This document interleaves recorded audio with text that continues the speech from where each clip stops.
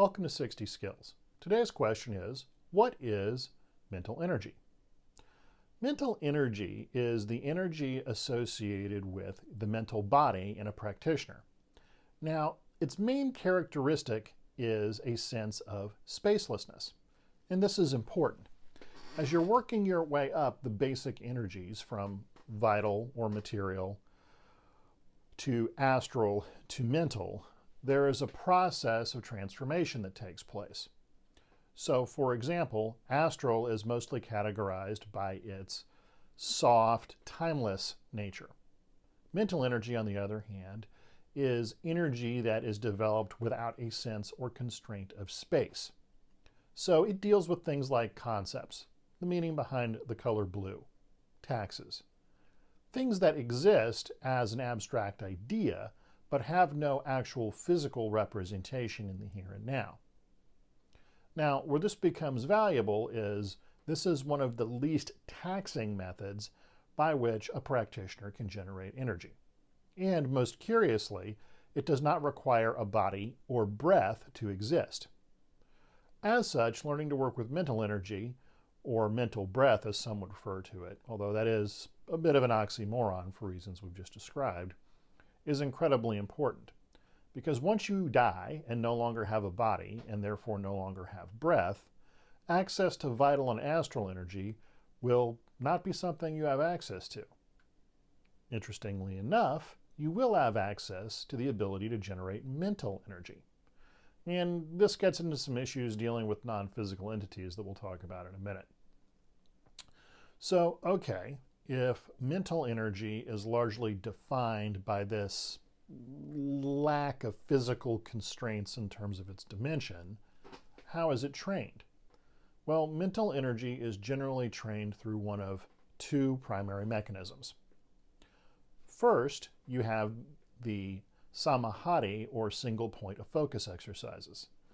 Literally, by concentrating on something long enough, you generate mental energy. However, it is also tiring on the will, which is curious because the more mental energy you have, typically speaking, the more will you have as well. It's an interesting conundrum. However, one of the primary methods for training mental energy is simply to concentrate on something. And there are hundreds, if not thousands, of different variations of these basic exercises.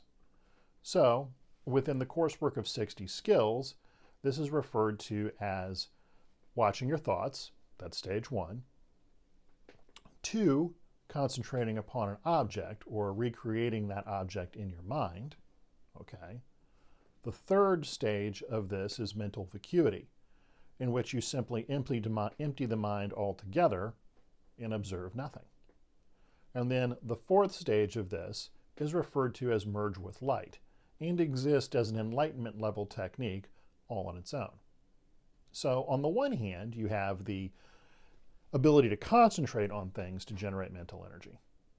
But you also have another way of training this, and this is through the releasing exercises. By releasing upon things and letting them go, that also generates mental energy. It's really quite curious.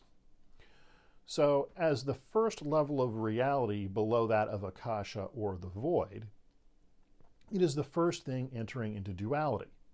As a result, it has two primary methods of training: concentration and relaxation. And this becomes important in other forms of practice because your ability to focus directly determines the amount of energy at an astral and vital level you can generally hold or deal with. Likewise, when you're done holding or dealing with those energies, you need to get rid of them. And this is where the releasing techniques come in very handy. So the 60 Skills curriculum has 2 courses available on Udemy. One called Learning How to Concentrate, and the other called the 3 Releases. Both of these go through the process of doing these things in a great amount of detail. Now earlier I talked about a 4th stage of training available using samadhi, or single point of focus exercises, called Merge with Light. This is greatly reminiscent of Hatha yoga practices out of Tibet and is considered an enlightenment level technique by itself. By simply being able to concentrate long enough and with enough focus, and merging your consciousness into a pool of universal light, there are certain kinds of, for lack of a better word, enlightenment level experiences that a practitioner can have. Now, the training for this is extensive and takes quite a bit of time. But for those people who are not interested in any other kind of magical or astral or physical level development, it is very much a working system. So, okay, we've talked about mental energy and how it's generated.